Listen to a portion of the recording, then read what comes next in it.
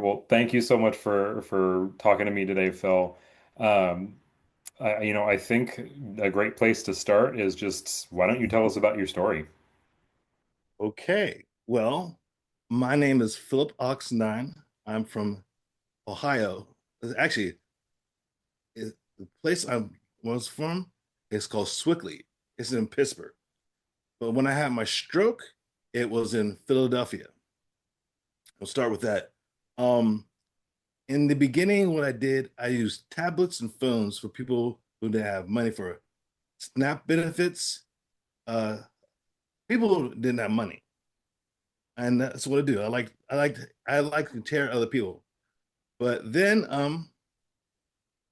for 3 months, 3 weeks later, I was here in Jefferson Hospital. I know what happened to me.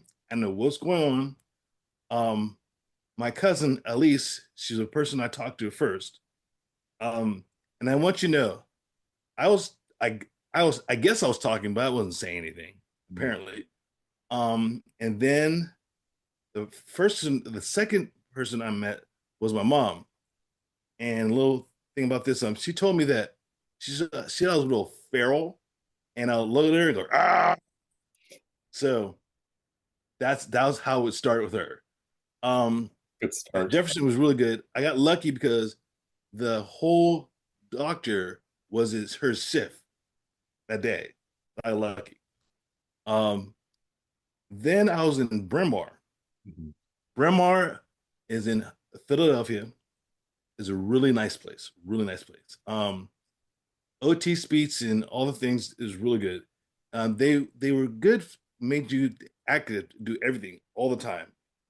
So I was there for a while, and then before I was going to another place. I found out something was wrong here because I thought I was an athlete. I can track and soccer, and I said I can beat this whatever this was. Um, but then I found out my speech teacher. I don't know her name, but I'll find out one soon later. Um, I remember I do I was talking to her and I said, "You're talking to me, and I'm talking to you, and what you're saying is making sense, but what I'm saying is not coming out. Oh, this is my fault." So the first time I really listened and said, "I need to understand what's wrong with me," and that's when I started about that. So I was in there for a while, and the next place I was there was Bryn Mawr. Rehab, it's not rehab. It was a hellhole. Um, but the rehab place, they're really nice. That's they. She was the person who got me to content therapy, the app. I got lucky because I had them on tablet there. Mhm. Her name is Kelsey Kessler Kaiser. Casey Kaiser. Um, and we were friends now today too. Okay. And what I did in the beginning, I don't know what I was doing, but I was trying to get better. But I didn't know anything about. First of all, I can't even remember how to do a tablet at all. Mhm. And I like computers. um, so every day in the morning, I was going there from my whole hole to the rehab place, and we're doing my activities. And they were really nice to me. They made sure that just if you want to sit there all day and do stuff, do that. It was great. But in Ohio and probably other places with people too, um, my money was gone. Mhm. And so, so many visits. Before they cut you off. Yeah. And it was time to be cut. But they said if you want to rehab place all the time, do that. So Casey, I still have her email and her password down. And she said, listen, I found out this too. I was telling us today. Casey, all her visits were on the floor. So Mhm. she didn't always have time to talk to me. But if she did, she needed help with anything. And I didn't know what I was talking about a little bit, but it was, to do whatever you want to do. So I was there for a while. And then I was getting back to Westgate. Well, sorry, I was back to Bryn Mawr again. Mhm. Well, first of all, when I back when I was when I was there to Jefferson again, I had my skull removed, Mhm. put on a shelf so I go back my skull again, and because that cranial acme, whatever Mhm. it means, um, I if I said it wrong, oh well, aphasia. No, no, you Um, craniectomy where they take out that part of your yeah, skull. You were right there. I trust me. Having seen a speech pathologist took a long time to say that. But anyway, I was there for Bryn Mawr again, and then it was time to go back to Dayton, Ohio. That's my mom's now. Dayton, Ohio, Vandalia, Ohio. Okay. And I had the app the whole time. And in the beginning, I didn't have a guide. I was just doing everything I can do. Mhm. I didn't know what was going to work, what's not going to work. I had this app. So you're just Um, going through and picking exercises at random? yeah, and I'm glad I have the guide now because my uh, re, re, the the the place I was in there is Premier Health, Okay. and her name is Chelsea. I love her. Um, with with with the concept therapy and Chelsea, they were able to hold me the what they need to do. Mhm. I mean, she has her own apps too, but she also, she has her. We have all those things we can do for her too. But concept therapy was great because it gave me something to do every day. Because if you think about this, when you have a stroke like this, or anyone or anything like this, if you only do it once a day, once a week, and have a speech pathologist once a week, you'll get better, but you won't get better. Mhm. And so I do concept therapy almost every day because I want to get better. Now, a lot of times I do videos, so I have time to do that. Like today, I'm doing this now, so I want to take time to talk more clearly. But my my app was there to engage myself. So sometimes a lot of times when I up the level, I'm getting harder to work. So then I'm tired a little bit. It's not the same thing. Mhm. But I always that every day, and it's really good because in the beginning, my Chelsea was like, can you say your name?" I was like, "Yeah." My name is Phillip Oxendine. She said, "Can you write?" I tried. I said, "You can write," and I couldn't write at all. Mhm. I look at it and I said, "Right." It's like, so that's how it start with me. Mhm. I do them ABCs all over again. Mhm. And concept therapy, the thing about that it's changed as I changed. Mhm. In the beginning, it was really saying, say your name like this. Now, what I do now is I have a trouble, and you can tell by talking, it's hard for me to say the first sound letters. Mhm. And that's now the app is in there to do sounds and letters. So Mhm. now that's good. That's what I do now. So it's changed when I change. Yeah, And I definitely I've understand. had, yeah, I've done it for 3 years, and I do it all the time. Even if it just, even if it's something I need to do, I do that. So I like it a lot. One of my friends, he is an ambassador that I am, and Mhm. I said, "Do you ever knew the constant therapy?" He's like, "No." It's like, "Oh, it's great." So he does this right now, and he doesn't have anyone to talk. He doesn't have any. He doesn't have any um visits stuff, but he knows constant therapy right now. Um, but when I was there, now I'm in Dayton, Ohio, and I know for a fact you need to have groups. Mhm. And in the beginning, the first group I was in there was Ali from Virtual Connections. I said, just try it. I said, okay. I didn't know what aphasia was. I didn't know I didn't know what a stroke was, I guess, but I know that I want to get better. Mhm. Then I found out there's people like me. I didn't know aphasia was, I know that you have something that happened to you, and everyone's different. Mhm. So I was hooked. I need these apps, and these apps, and these groups. These groups were good. And I tell anyone, it's good to talk for a speech pathologist or doctor, but if you want to talk with people like yourself, you need to have groups to talk with each other.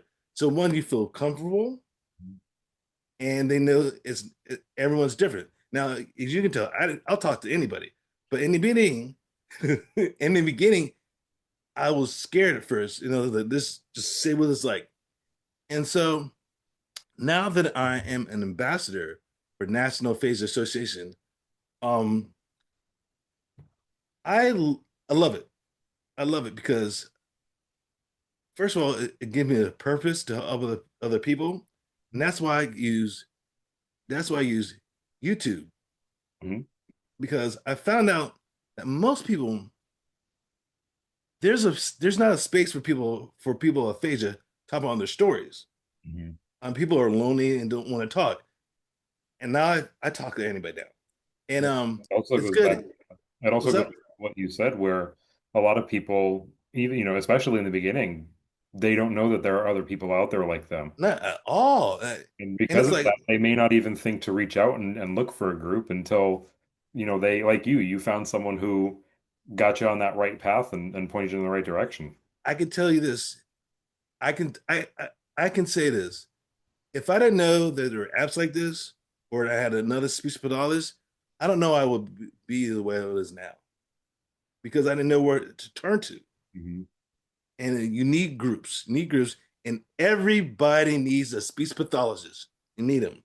There's there's no way around it. There's no haha. I can do. There's no way As a because speech pathologist myself, you don't have to convince me. I oh, agree I with know other people know that you need a speech pathologist because something's wrong with you, and they help you and turn you to where you need to help you need to go. Um, and most people are really nice. you. They, but you need to find out where they are. And I've heard that you and another guy are the only people in unicorns I know. One's a guy, one's a girl, a unicorn like you. I can't remember But his name, but yeah, there's a couple guys on social media, but we were talking about the one guy who made the video and said men can be SLPs too. well, I didn't see the video yet. I'll have to send that over to you. That's cool. So I like concept therapy because I'll use this forever. Mm. Because every time I'm doing something, I like there's another level. Like what Chelsea does, he says, are you good with this? All right, we'll do this now. So the guides are for her and me too. And I love it. Like I don't think I'll ever get better. Even if I do something really well, I'll let them know like, oh, I never do this. Like so it's really good. I wish other people had the money to do that Mhm. because having books and just saying the same thing over and over again, it sucks. Like technology is great if you have able to get to them. Like I said, On that note, I just like to say at this point, yes, we have certain price points for constant therapy, but if you're talking to someone and they're interested in constant therapy and they tell you, that's just not within my budget, tell them to call us. okay, We talk to people about budget all the time because we know, you know, after having a stroke, you're dealing with a lot in terms of medical bills and other bills. And, it's not all just speech therapy. You have to stretch your budget to a lot more than you might have even before your stroke. So we're aware of that and we're here to help. but Uh, other than that, what I do now, being an ambassador, my mantra is like, my name is Phil, and I have aphasia. My goal is to talk about other people's stories too. Remember, it's your voice. The only way to get better is to practice. Now, you don't have to be like me, but you need to be able to talk and listen to other people's stories too. And the reason why I say that because it's true. You need to talk about other people and say, listen, everyone's different, but every have aphasia. And some people have dramatic brain injury and not have aphasia at all. So, and it's therapy for me too. Having videos, talk other videos, because when I do the videos, I go back and do the video and cut them when I need to. So that's engage my mind and doing stuff too. yeah. And that's what I do for other people. And I like it a lot. And and it's up my alleyway of the things I do. Like I said, I like to talk anyway. Now I have something with other people to talk to. So So on, I like how you were kind of given some of that advice, as far as, putting the work in and all that. Let's say, someone was just getting started, so kind of back where you were when they were just getting started with constant therapy. If you were talking to someone at that phase, what would your advice to that person be? as usual, you need to find a speech pathologist. And remember this too. Everyone may not work for other people, but someone will work for you. You got to find out. Never give up. You can't, because just because I can talk with anybody, maybe you don't talk this the speech pathologist that you like is not your fit. That's okay. But you need to find out what will work for you and never give up. Like never give up. I love Like, that because it's the same on our end. I'm gonna, I'll take that. As a speech pathologist myself, I know people will, not meanly or not that they don't want to work with you as a human or as an individual, but speech pathologists will also tell you, I'm not the right fit for you for whatever reason. Usually it's because they might specialize in something else that you don't have, or, whatever the issue is, they don't take your insurance, those sorts of things. But like you said, there's always someone out there, and it's, it's worth finding them because when you find that right fit, yes. trust me, And coming from my perspective as a therapist, I mean, when you've got that great fit with who you're working with, it's such an awesome dynamic. It really is. it is so nice because the, every speech pathologist I talk to, I do talk to them now, and it's more than being the therapy. It's like a friend, Hmm. and I mean, like even I have a speech therapist I've known him for 2 years now. The other therapist, let's say that she can't do something this week, I'll say do it next week because I'm nice to her. I mean, she talks how I talk now. And remember, in the beginning, I couldn't talk at all. Hmm. It was bad. But also remember this: never give up. Never give up because and it will be hard. It's going to be hard. Trust me. It's not us saying, "Oh, I'm a speech now. I can do everything now." No, you can't. But it's okay. You have a language problem. It's hard. You didn't know what happened to him. So you need this support group. You need in this support group, your friends and family. And having a support group is key. Like having an app is great, but having an app with therapy with friends is a whole package together. I And agree. I got this now. So I got lucky, and now that I know there's price point to other people, and other people saying, "Listen, you can do this," and yeah, it's so I'm so lucky that I had from the beginning, from my doctor all the way down, I'm in the right pace to be there to doing what I'm doing now. That's awesome. And I mean, the advice that you have as far as keeping with it from day one, when you said you weren't even able to talk to now. I mean, you've been there, and I love that you share that story with people and that you seek those opportunities because I mean, I speak to people on an almost weekly basis who they're, right where you were at the beginning, where someone just told me I have aphasia. I don't have a therapist. I don't have the support system. What do I do? And, getting them on that path to support groups and the right tools, it's something that we care deeply about. And also nowadays we have the National Aphasia Association, Mm-hmm. and they have hubs in there to talk about doctors and speech pathologists. And Yeah. also this now we have a tab for uh sorry, we have a tab now for it is a tab for resources, Mhm. and you can put you guys in there resources in there. I'll give you the link for that. Okay. Yeah. Say hub is different now. National Aphasia is a branch now. They have they have books, films, YouTube, YouTube, YouTube, YouTube plays in the hub. I'll send you the information. Yeah, that'd be awesome. I mean, like we said, we like to be a resource, no Oh matter yeah, a lot of resources. I love resources. Wow. I'm glad that you're thinking about putting us up there. Oh Uh, yes. I guess, I know earlier you were talking about your YouTube channel. What are outside of connecting there, how far do you want to reach? Like, what are your goals for reaching people with aphasia? How far do Um, you want this? Wherever, because I know for a fact people need help, and I'm good with what I'm doing. I'm good with this now, and I know the fact that other people, a lot of people maybe have aphasia, and it's like this. For me, YouTube Mhm, is a place for me right now because you can use if you don't have your own channel, you my goals now is having everyone own channel. In YouTube, in the YouTube is you have an email, right?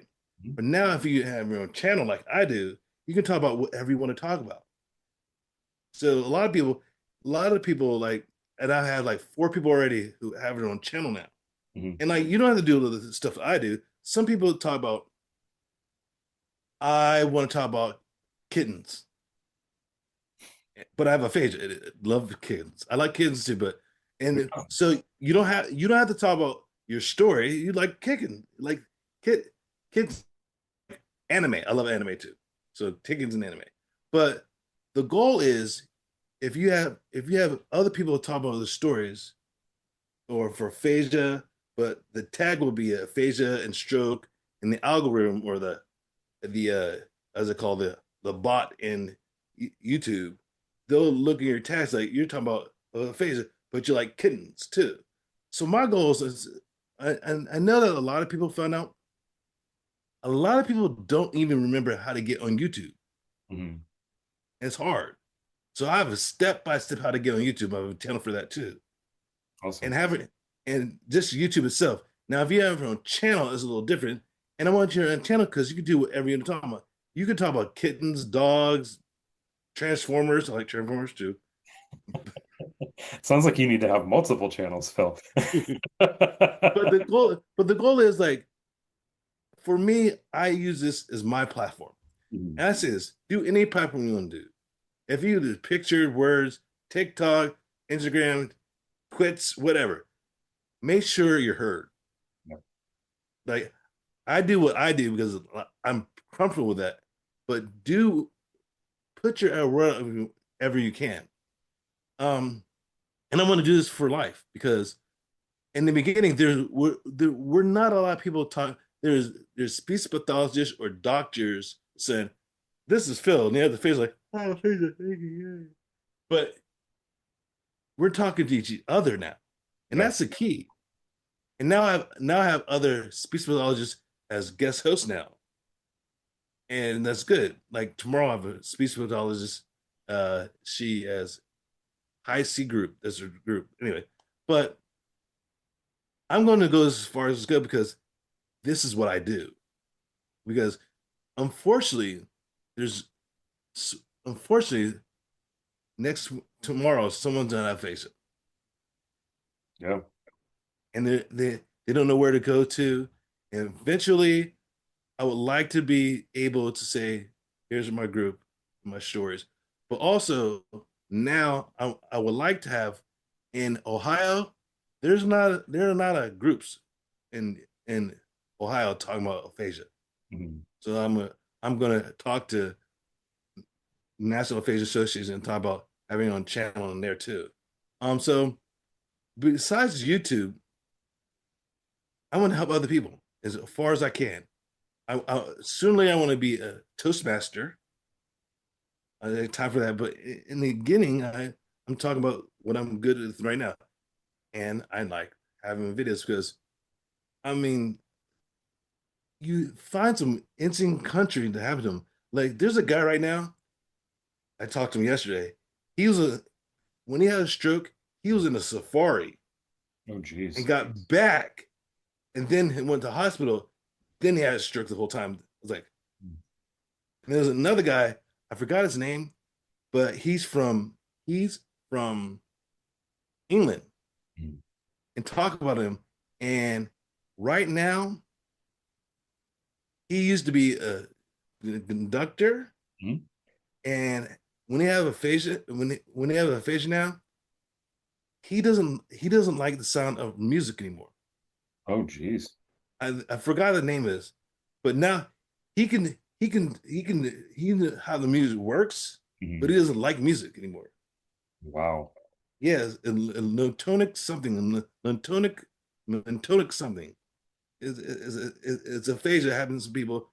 He, as he said, the thump doesn't happen anymore. And the music, he hears the music, but Mhm. he doesn't like it anymore. Oh, that's so Yeah, unfortunate. and that's what he liked to do. Yeah, that was his career.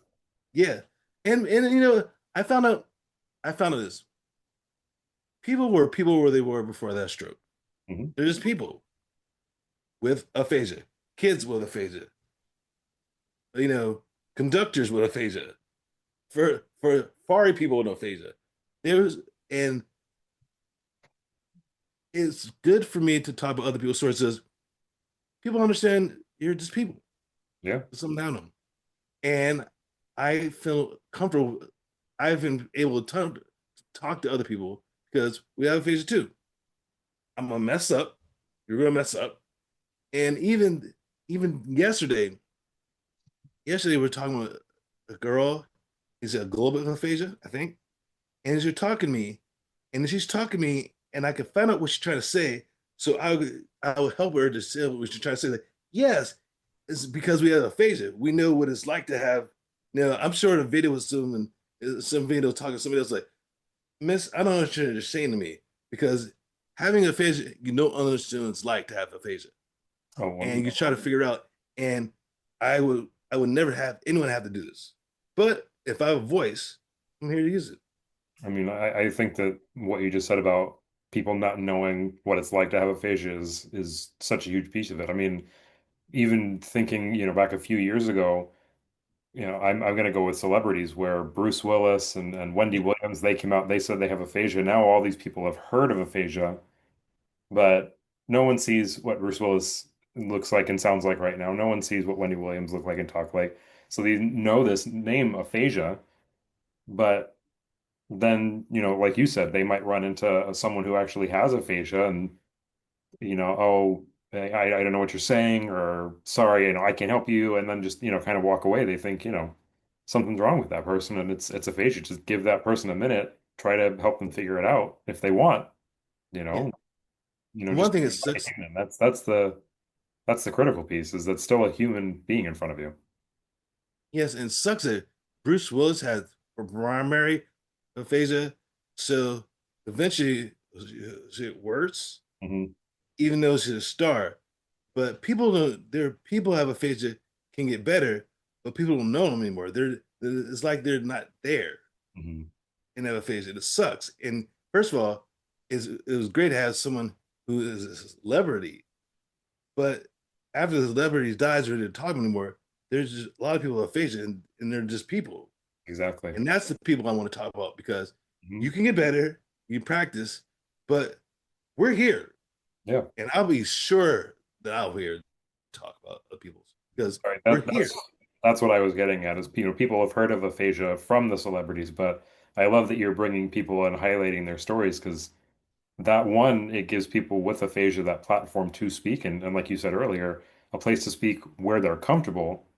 But if people just out in the community see these videos, now they've seen someone with aphasia, they know their story. That's education happening, and I think that's such a valuable thing to offer. I mean, it's I liked it because who wants to talk about himself? I want to talk about other people's stories. Mhm. I can talk about myself, but there's so much, and the people I talk to, like, who talks about this being in a safari, or someone who has a stroke and doesn't like music anymore, Mhm. like, and you don't talk about it, it's like, so people are people with aphasia. They're people, and I'm going to tell the stories as much as I can until I'm done, which is never. So, That's awesome. Well, is there anything else you want to go over, Phil? no, I'm good. Be sure, National Aphasia Association. Check them out. Oh yes, there also there are other groups that is like virtual connections, Mhm. and I am aphasia. I will attack for everything, but I'll give you the information. But yeah, Perfect. Yeah, give it that way we can tag it in the video and people can see it, down below the video. mine is aphasia Phil.